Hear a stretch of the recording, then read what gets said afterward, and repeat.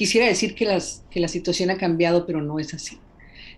Desde yo empecé a ejercer el periodismo en 1990, ciertamente de la mano de don Jesús Blanco Ornelas, y yo llegué a escuchar las historias de Jesús Blanco Ornelas o de Julio Scherer, de Miguel Ángel Granados Chapa, de cómo fueron perseguidos, de cómo fueron hostigados, de cómo fueron espiados, amenazados, algunos incluso encarcelados por ejercer el periodismo de investigación en México.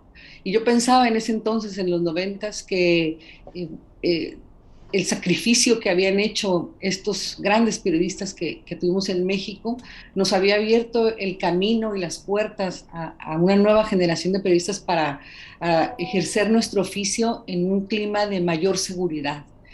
Y a la vuelta de 30 años no es así. Estamos en las mismas condiciones, terriblemente.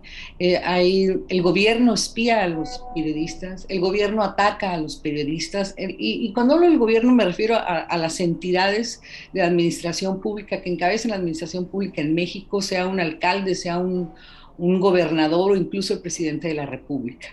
A ello le sumas el clima de inseguridad y violencia en el que vivimos los mexicanos todos, donde en los últimos 3 años se suman más de 100,000 los ejecutados en el país.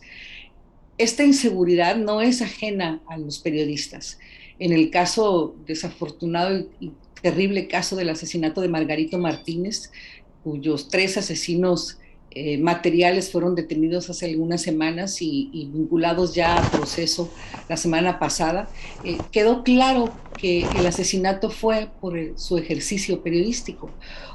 Dos de los testigos protegidos que hay en el caso refirieron que se había ordenado la muerte de Margarito porque estaba, y lo digo textual, quemando a los delincuentes de la zona en la que estaba trabajando y en la que solía residir.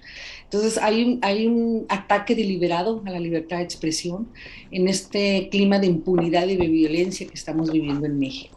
Entonces no han cambiado las condiciones, seguimos recibiendo amenazas, seguimos los periodistas siendo espiados por el gobierno y seguimos siendo atacados también por las entidades de poder.